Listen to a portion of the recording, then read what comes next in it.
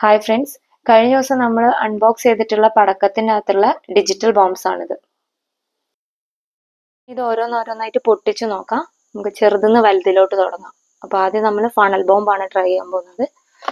അതായത് ഈ silver colour ഗുണ്ട്, ചെറിയ ഗുണ്ട്. നമ്മളിപ്പോൾ ട്രൈ ചെയ്തത് ഫണൽ ബോംബാണ്. ഇതിന് വലിയ സൗണ്ട് ഇല്ല. ഇനിയിപ്പോൾ നമുക്ക് അടുത്തത് കമാൻഡോ 3000 ട്രൈ ചെയ്ത് നോക്കാം.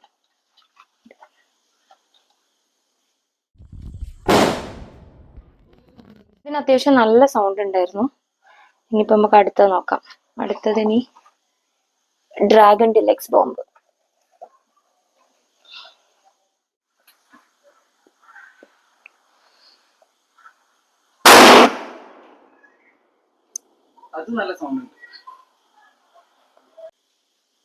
ഇത് അടിപൊളി സംഭവമാണ്. ഇത് നല്ല സൗണ്ട് ഉണ്ട്, നല്ല പവർഫുൾ സംഭവമാണ്.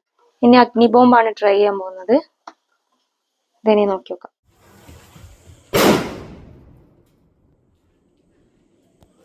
അഗ്നി ബോംബും അതുപോലെ നല്ല സൗണ്ട് ഉണ്ടായിരുന്നു. ഇനി നമുക്ക് ലാസ്റ്റ് വൺ ഡിജിറ്റൽ ബോംബ് ഒന്ന് ട്രൈ ചെയ്ത് നോക്കാം.